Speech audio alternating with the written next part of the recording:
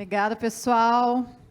Muito bacana estar aqui nesse painel cheio de especialistas. A gente vai falar um pouquinho das carreiras, além da CLT, né, que muito nos interessa, como é que a gente consegue fazer essa mistura aí do mundo tradicional com esse mundo inovador. Então, muito obrigado.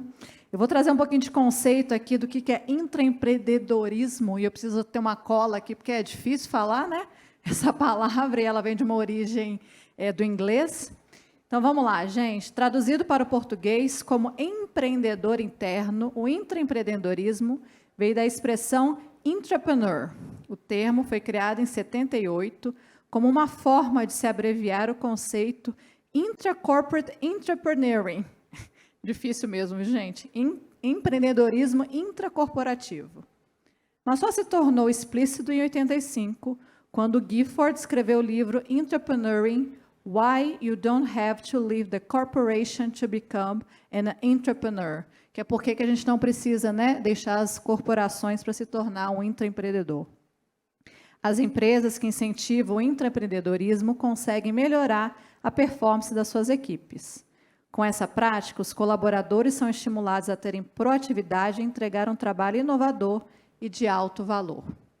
No entanto, ainda são poucos os gestores que conhecem esse estilo de empreendedorismo e modo de liderar essas equipes aí.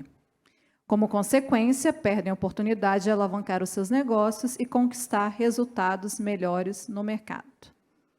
E aí, quando a gente fala também desses conceitos, que estilo é esse que a gente está falando, né? O que é isso? O que a gente está buscando? Então, a gente vai bater um papo aqui com esse time aqui de fera sobre o assunto, né? E eu vou começar com uma pergunta, assim, bem direta, e para a gente poder começar aquecendo aí. Lincoln, essa aí vai ser para você. Dá para ser empreendedor, mesmo a gente tendo carteira assinada? Boa tarde a todos. Primeiramente, agradecer o convite aí que o Rodrigo fez para estar participando aqui. Oportunidade aqui de visitar aqui a minha terra natal, né? Para quem não sabe, eu sou daqui de Belo Horizonte. Mudei daqui muito novo, com 12 anos. Morei quase minha vida toda no Espírito Santo, né? Tenho os 3 filhos capixabas lá e há 13 anos morando em Joinville, Santa Catarina. Eu não diria que se dá, eu acho que só dá para você ser um empreendedor com CLT. Até mesmo porque estudos, né, de comportamento do brasileiro indicam que o grande sonho do brasileiro é empreender. Tá? A grande maioria tem essa vontade de empreender. Mas, por outro lado, o apetite do brasileiro ao risco é muito baixo. Então, assim, a grande oportunidade que a gente tem para empreender é na empresa, porque a empresa entra dividindo, na verdade, ela banca esse risco para a gente. Né?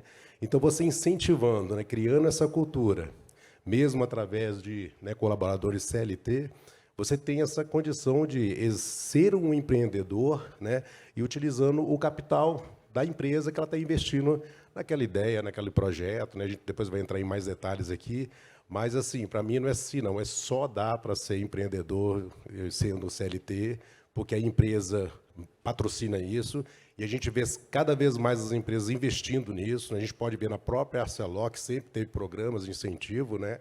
A melhoria, né? Vários nomes já teve ao longo, e mais recentemente, até quando a gente mudou os nossos, né, as nossas competências, a gente colocou lá, né, a questão de desafiar, né, de você ter o desafio, né, a coragem para desafiar, a inovação, né, o próprio foco em resultado, visão estratégica, é tudo isso que o empreendedor precisa de utilizar. Né? São habilidades que são muito eficientes, né, muito utilizadas para empreendedores, e o que a empresa mais quer é que as pessoas utilizem e sejam realmente empreendedores dentro da organização. Exatamente, vem como uma alavancagem para o negócio, né? Juntar os dois mundos. Bacana. E aí, agora eu vou convidar o nosso convidado, não, convidado é isso mesmo, mas o nosso parceiro aí da Patrimar, o Tarek, né, para poder colaborar aí com a gente nesse tema. Conta para a gente aí, o que as empresas, a sua empresa também, né, como estão preparadas para ter esses empregados empreendedores? Como é que vocês estão se organizando para isso? Como é que está o movimento aí dentro da empresa? Como é que os ambientes estão, né, sendo estimulantes ou não? Como é que as condições estão vindo? Enfim, como é que é trazer isso tudo para dentro da empresa de fato e fazer tudo isso acontecer? Boa tarde, obrigado pela pergunta. Boa tarde, pessoal. Eu tenho uma carreira um pouco baseada, assim, nos últimos 5 anos eu estou na Patrimar, como responsável pela parte da inovação. Antes estava na parte de mineração, Então, são áreas que já são mais tradicionais. E agora elas estão se preparando, né? A Cello saiu na frente, ela tem um programa bacana aí. A Patrimar está com um programa desse também. Mas a gente precisa quebrar algumas coisas que vêm de mais tempo, né? Então, assim, as empresas têm muita barreira à inovação. Começa da contratação. A gente contrata, tem que ser formado em tal lugar. Não quero saber se essa pessoa é empreendedora, se ela não é. E se ela não é formada, mas é empreendedora, para a gente não serve, mesmo se ela empreendeu antes. Então, assim, então a gente vem quebrando essas barreiras da contratação, do perfil que se contrata, de como você mede essa pessoa dentro da empresa, né? Porque funcionário bom, né? Quando a gente pensa que aquele cara é muito bom, o que ele faz? Ele faz o relatório mais rápido de todos. Ele faz uma grande quantidade, um volume de coisas muito grande. Essa é a pessoa boa. A gente tem que quebrar um pouco isso, porque se a gente medir as pessoas só pela produtividade do dia a dia, dificilmente elas vão conseguir ter um tempo para inovar, ou a coragem, igual o Lincoln falou aqui agora, para inovar, que é uma coisa arriscada. Então, uma das coisas que a gente começa a fazer na Patrimar, nos últimos 2 anos, aí, que é quando a área de inovação vem tomando corpo, é mexer na cultura da gestão, na cultura dos colaboradores, mas da gestão, de como se avalia essas pessoas, como que o resultado promovido por esses empreendimentos internos são avaliados, ou são bem avaliados, e entram nas metas. Então, assim, é um trabalho que demora, é um trabalho demorado, mas aí sim, aí ele vem dando resultado. A gente já teve um programa, e a gente vai falar um pouco sobre isso aí ao longo do bate-papo. Então, assim, as empresas estão se preparando. Falar que elas estão preparadas ainda é muito forte. Muito bom. E a questão da cultura, a gente tem que na experiência, eu vou passar para o Ana, que é o especialista nosso aí na área, mas a cultura ela vem com o tempo, né? E requer um pouco de paciência nossa, né, para a gente poder entender esse mundo que a gente está e onde a gente vai chegar e qual que é a evolução através do tempo. Muito bom.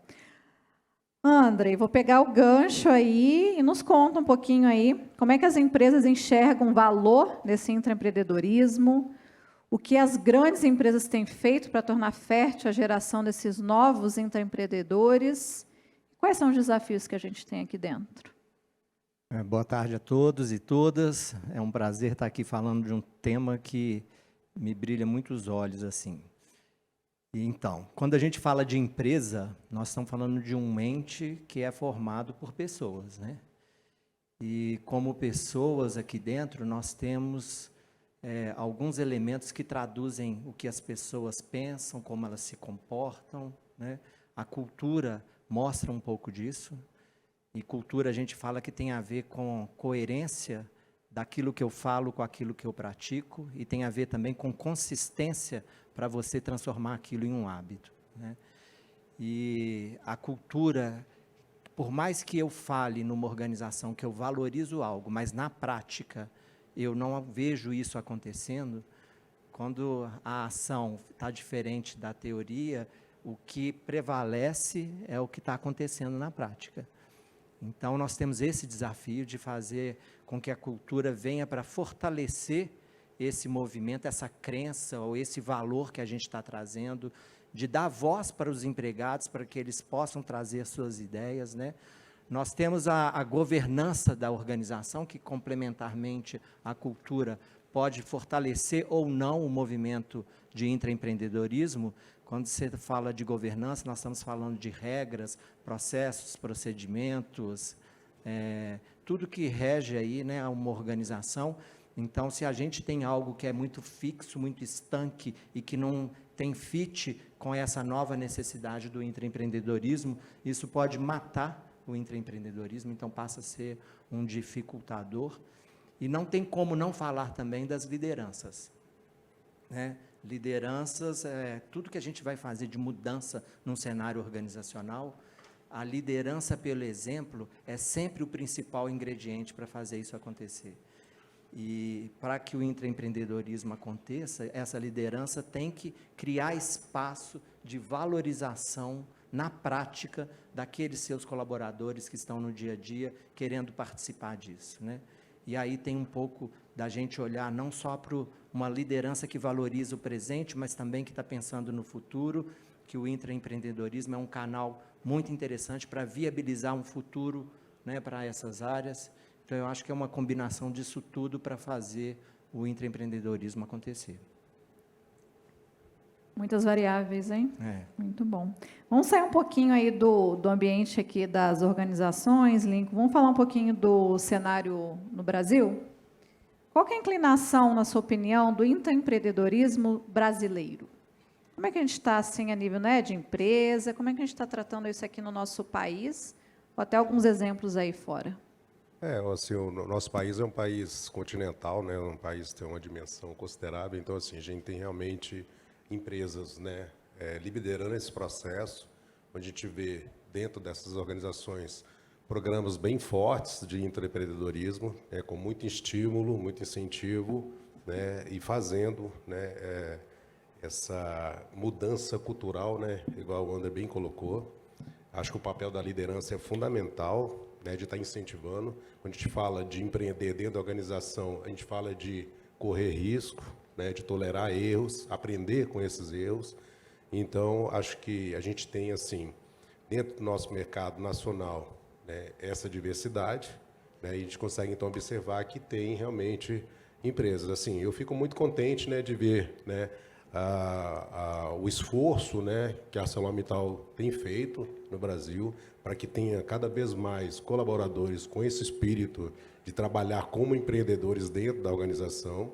A gente vê esforços tanto de longos, né, através do Aço Lab, lá em Planos a gente com o Inovice, o nosso R&D também trabalhando de forma bem consistente, transversal, promovendo esse tipo de mudança, né, de cultura, onde a gente deixa o nosso empregado, né, com essa liberdade para mudar, com essa liberdade para transformar, para testar, para aprender com esses erros, né, para poder trazer novos modelos de negócio, novas formas. Acho que a inovação, né, ela trouxe muito disso, né. É lógico, quando a gente fala de inovação, a gente fala do incremental ao disruptivo, né. A gente tem todos esses horizontes para estar explorando dentro da organização, né.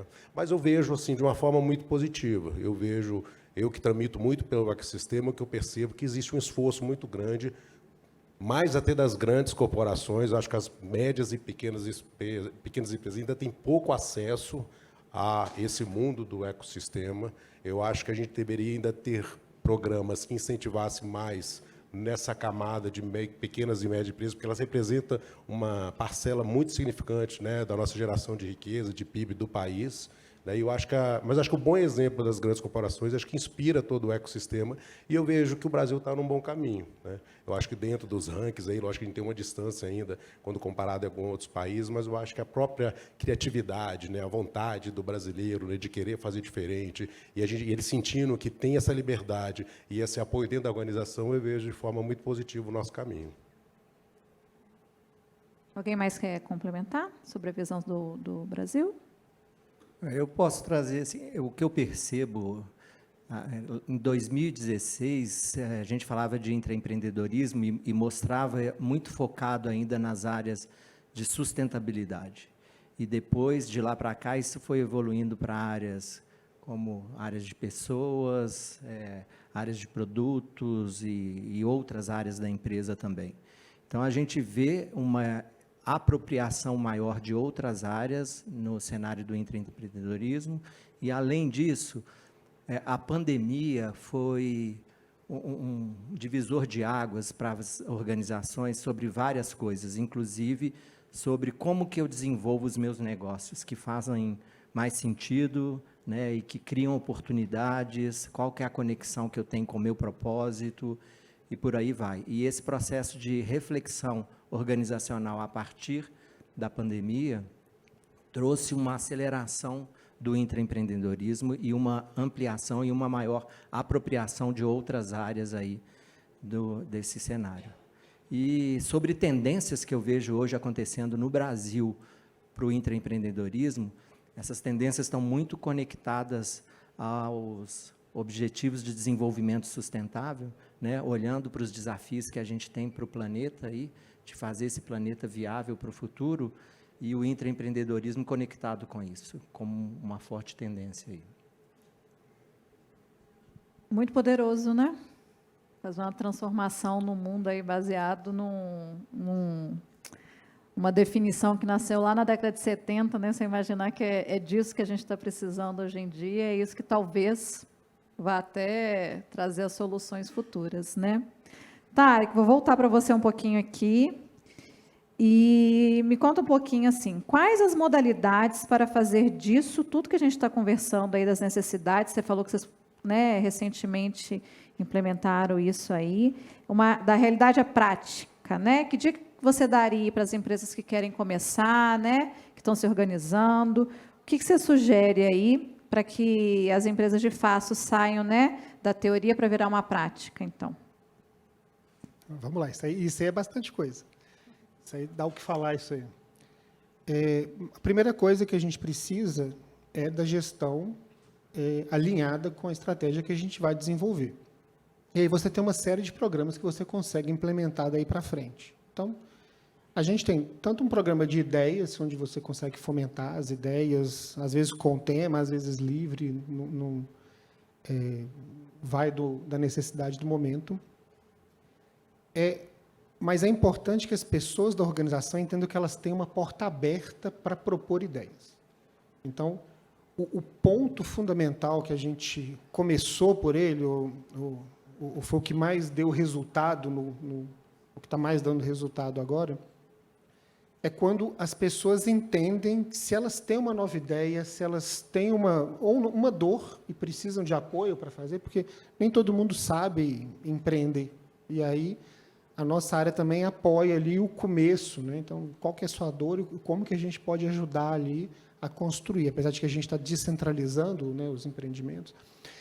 Então, você ter áreas que recebem isso, você ter um processo que recebe isso. Isso eu acho que é o fundamental, é a gente criar e dar o retorno. Porque uma das coisas que mata as ideias é a falta de retorno. Eu já falei uma vez, falei duas, isso serve para qualquer, não serve só para isso, serve para pesquisa de satisfação, para qualquer coisa. Se você não tem retorno, você desiste. E assim que uma, duas, três pessoas desistem, a corporação inteira desiste.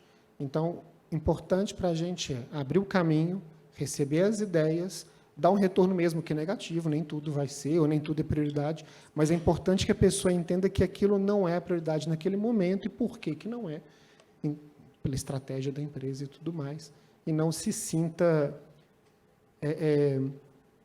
não sente que foi uma perda de tempo isso, né, que ela fez. Então, e aí, por último, é a gente deixar as pessoas errarem, né? Então, assim, quando você tem uma política do medo, as pessoas não propõem ideias novas, elas não vão tentar fazer nada diferente, porque se der errado, ela vai ser punida. Então, assim, a gente saber que as pessoas podem errar, né? Então, estabelecer o limite do erro aí, claro que ninguém vai né? A gente tem alguns limites éticos, financeiros também, que a gente pode aceitar, mas o erro honesto, ele ser aceito, é muito importante para a gente começar a fazer esse trabalho, né, de intraempreendedorismo. O interessante é você falar sobre ter uma governança que acolha isso, né? Muita gente pensa, quando fala em intraempreendedorismo, acha que o melhor caminho é o cara ir lá, chutar a porta do CEO, né? Entrar e levar uma ideia para ele, e não é bem assim. Aqui na ArcelorMittal nós temos um programa estruturado, DNA Inovador, que é um programa de intraempreendedorismo. Por falar nisso, amanhã é o último dia para inscrição, não é amanhã? Isso, dessa edição desse ano aí. Então, quem estiver aí assistindo, quiser se conectar, né, da ArcelorMittal, de um programa nosso, tem até amanhã. E nesse programa, ele cria uma governança para acolher e para ajudar a desenvolver, criar capacidade e desenvolver essas pessoas que topam engajar nesse movimento. E o legal é que é uma via de mão dupla, né? A empresa se beneficia do talento empreendedor dos seus empregados, mas também a gente oferece uma oportunidade de desenvolvimento para aqueles empregados que se conectam com isso, que vai além do escopo original das suas áreas. Então, quando é bom para A, para B e para A e B simultaneamente, a coisa é boa para todo mundo, né?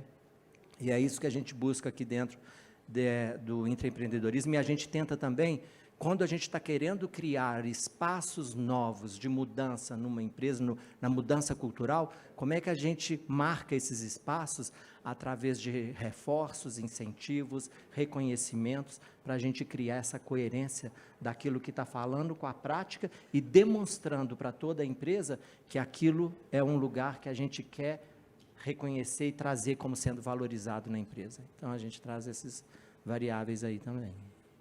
Muito bom. Você falou muito de pessoas, o Tarek também falou pessoas, né? Afinal, são as pessoas. André, vou voltar para você um pouquinho. Fala aqui para a gente quais são as características, né? Qual que é o perfil aí dos intraempreendedores? Para o pessoal aí que está na dúvida, sou ou não sou, deveria ser, não deveria ser, será que eu me arrisco?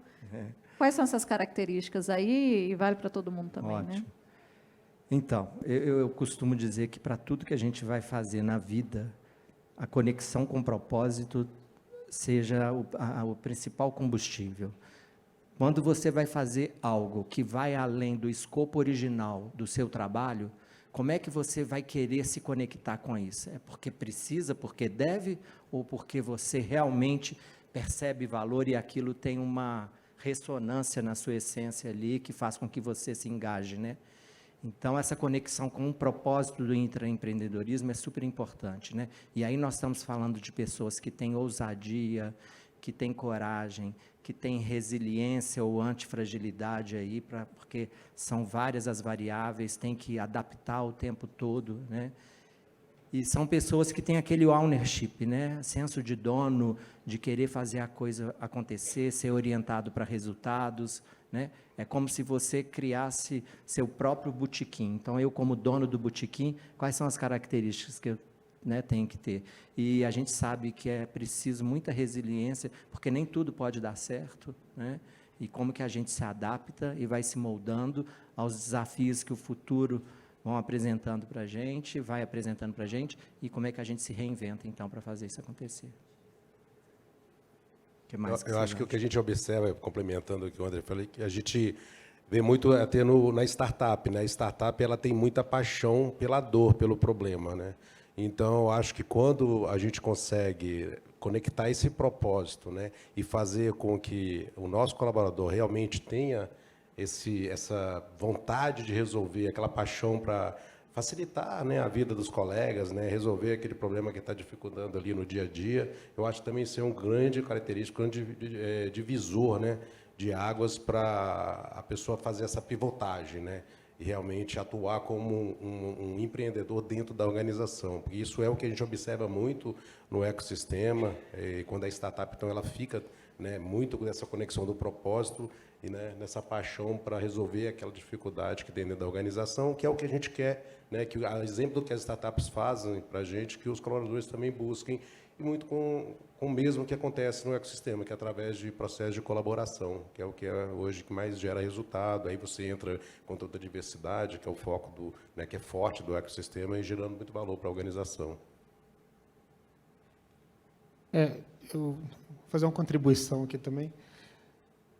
Acho que o propósito é fundamental.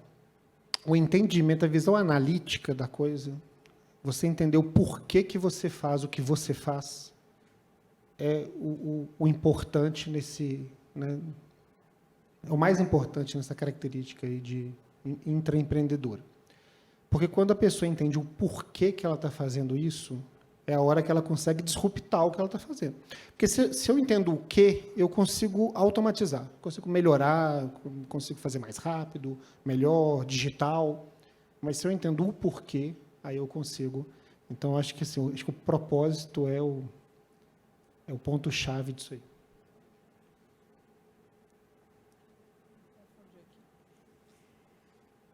Muito legal, né? Ouvir a gente falando assim de propósito é o que nos move, né? O que nos tira da cama de manhã, né? O que faz a gente correr atrás aí do que a gente tem, dos desafios, a coragem para desafiar, né? Vamos falar um pouquinho, então, dos exemplos de sucesso? Vamos compartilhar aí com a turma os exemplos de sucesso que a gente tem nesse tema? Quem quer começar? Eu posso comentar aqui. Então, vamos lá. Tem alguns exemplos, né, que são bem conhecidos. Talvez eu vou estar sendo repetitivo aqui, né, mas para quem não sabe, né, o Gmail, né, foi uma solução de empreendedorismo dentro da Google. Um colaborador testou, validou. O próprio Like, né, do Facebook. E a gente também tem um caso clássico, né, que inclusive teve muita resistência dentro da organização, que foi o PlayStation dentro da Sony, né? A Sony não queria entrar no mercado de games e um empregado, um colaborador da Sony, muito empenhado, né, fez esse convencimento da organização. Hoje é uma das principais fontes de renda de business para a Sony, né, que para quem é mais antigo lembra da Sony como começou como Walkman, né, que era para escutar música de forma aí portátil, né? E assim, trazendo para um exemplo interno, né, com a coisa que o Caldeira me corrige aqui ou complementa, mas eu tentei trazer um exemplo aqui que eu acho fantástico, tá? Que é o projeto Sinergia, né, que é um atendimento ao mercado que até então a gente não conseguia atender aqui no Brasil, né, que é de barras de qualidade especial, e aí muito bem liderado aí pelo Caldeira e fazendo toda essa colaboração. Hoje a gente produz em planos placas que são cortadas num parceiro nosso, transforma essas placas em billets, né? E você permite laminar nesse parceiro, e a gente conseguiu entrar no mercado de longos, né?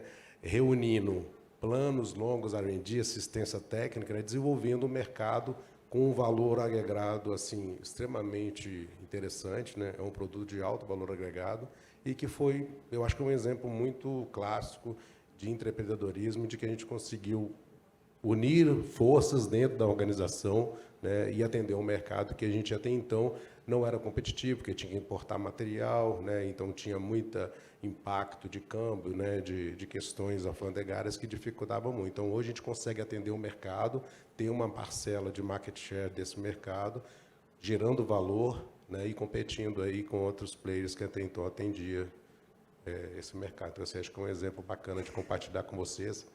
Caldeira, fica à vontade aí de complementar aí se faltou alguma coisa aqui.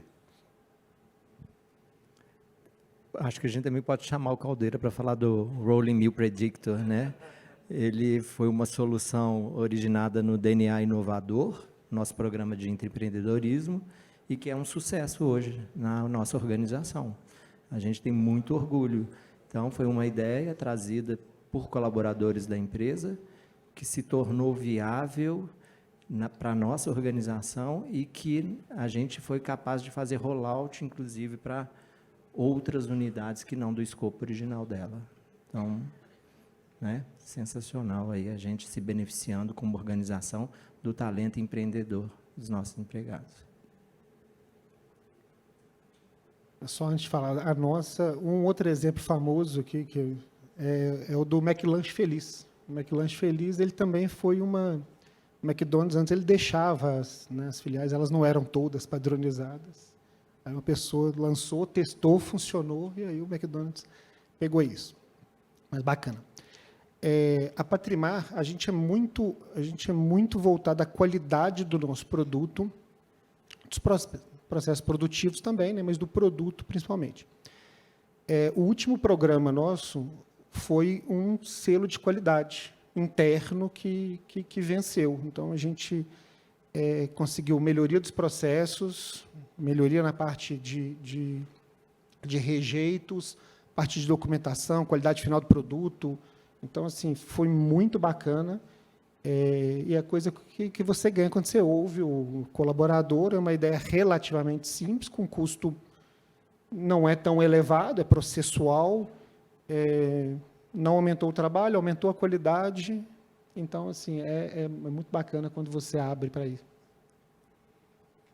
Andrei, você mencionou algumas vezes o DNA Inovador, que é um programa nosso aqui da ArcelorMittal, né? Conta para o pessoal um pouquinho como é que a gente chegou no DNA Inovador e por que ele é tão importante aí para o intraempreendedorismo.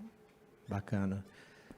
Dentro desse movimento nosso de inovação aberta, né, a Solab tem um dos pilares lá, cultura de inovação, e dentro desse pilar de cultura de inovação, a gente estruturou programas voltados para o desenvolvimento do mindset organizacional, para que a gente tivesse um acolhimento maior para esse movimento de inovação aberta. E dentro desse olhar, né, nós temos 2 carros-chefes que a gente fala assim, em cultura de inovação. Primeiro, as pessoas. Então, a gente olhando para o movimento de cultura de inovação, nós temos os embaixadores da inovação, e essas pessoas são como se fosse o Assolab nas respectivas áreas, contextos. São pessoas que fazem o movimento de inovação acontecer de uma forma mais democrática, com mais apropriação de quem conhece o business lá na ponta, para que a inovação aconteça. A gente sabe que o Assolab está aqui tentando ser maestro da inovação, mas a inovação acontece na hora que acontece a apropriação das áreas, dos contextos, das unidades, para fazer o movimento de inovação acontecer. Então, a primeira força que a gente tem em cultura de inovação são os embaixadores da inovação. Inovação centrada nas pessoas e eles como carro-chefe disso.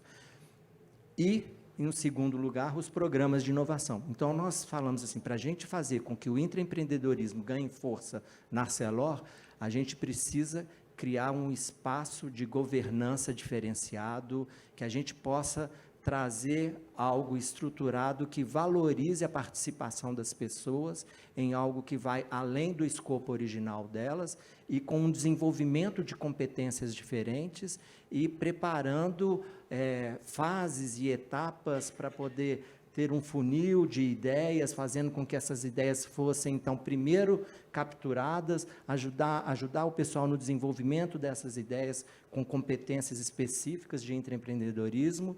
E aí, então, a gente vai passando pelo funil de ideias até o momento que a gente começa a reconhecer quais foram as ideias que estão se destacando dentro do processo e algumas ideias vencedoras, né? A gente faz uma conexão de reconhecimento para as pessoas que se engajam com esse movimento de intraempreendedorismo também, não só demonstrando para toda a organização que a gente valoriza isso que está acontecendo, esses profissionais, essas características, a criação desse espaço nas áreas de intraempreendedorismo, e a gente premia essas pessoas com experiências conectadas ao desenvolvimento delas em inovação, para gerar uma coerência também do movimento que a gente está fazendo e criar cultura de intraempreendedorismo. Então, o DNA Inovador, ele é um programa fundamental na criação dessa cultura de intraempreendedorismo dentro da empresa. Bom, gente, está quase chegando ao fim do nosso tempo, mas eu quero só resgatar o seguinte, a gente começou falando, né, foi a primeira pergunta que eu fiz ao Lincoln, né, dá para ser empreendedor com carteira assinada, né, e ele falou, inclusive temos que aproveitar disso por causa dos recursos, e aí vou voltar para o Lincoln e para o Tarek também para a gente fechar. Assim, o André falou muito do perfil, né, qual que é o perfil para um intraempreendedor, como é que a gente reconhece ou não. O que vocês sugerem para alguém que está lá numa empresa, que se encaixa nesse perfil, mas ele não está vendo espaço ainda para tal? Como é que a gente fala para essas pessoas? Como é que é se arriscar nesse mundo? O que vocês sugeririam para elas? Sem ser chutar a porta do CEO, né? Sem ser chutar a porta do CEO. Como é que seria para desbravar esse mundo aí numa organização que ainda não começou a falar sobre o assunto? Acho que o André falou um pouco aqui, a questão da resiliência, o antifrágil, né? Eu acho que se a pessoa realmente tem esse espírito, ela não pode desistir, por mais que ela está encontrando resistência, dificuldade, ela não pode desanimar. Eu acho que a gente tem hoje, né, um solo fértil, né? Mas assim, eu acho que na pior das hipóteses, procura, né, os hubs, né, procura o Assolab, procura lá o Inovis no nosso segmento de planos. E a gente vai encontrar um caminho de dar esse apoio, porque, né, o Benjamin falou, né, o nosso CEO aí que aposentou, né, assim, para uma boa ideia, uma boa solução, nunca vai faltar recurso. Então, assim, se na área a pessoa está tendo dificuldade de mostrar que aquela ideia, que aquela sugestão que está sendo trazida, ela entrega valor, vamos reverberar. Vamos usar todos os canais, né, que a gente tiver de comunicação e todo o esforço que tem da organização para poder... A gente aprendeu isso muito no Transformar, né? No Transformar, que foi quando a gente colocou a cultura Lean, a gente viu, né, que a nossa força de trabalho tem muito para contribuir. Como a gente começou a rodar os workshops de geração de ideia, foi assim, uma quantidade absurda. Então, assim, alguns falavam assim, a gente estava realmente com a liderança estava com os ouvidos tampados. No primeiro momento, a gente falou assim, pessoal, vamos melhorar, tragam sugestões para a gente, vamos fazer a nossa empresa, né, uma cultura Lean. E foi impressionante, assim, o volume de ideias que a gente trabalhou no Transformar foi algo absurdo. E agora a gente está fazendo a transformação digital e não está diferente, porque assim, você coloca para o colaborador a possibilidade dele melhorar as condições de trabalho. Acho que isso é quase natural do ser humano, né? O ser humano, ele trabalha para ter mais conforto, para ficar com mais tranquilidade, né? Todo mundo está em busca da felicidade. Então, se ele está vendo que no trabalho tem uma série de dificuldades, desafios, a gente tem que tentar fazer isso acontecer. Eu acho que a gente tem programas estruturados, né? A governança muito bem colocada com o André para poder fazer isso acontecer. Concordo. A minha resposta é assim. Não, mas eu ainda tenho mais um ponto aqui. E é normal em empresas menos estruturadas que a inovação morra mesmo. Então, acho que a gente viu isso ao longo... Ontem falou-se muito disso aqui, que a empresa é voltada a matar a cultura de inovação, né? Os processos tradicionais fazem isso.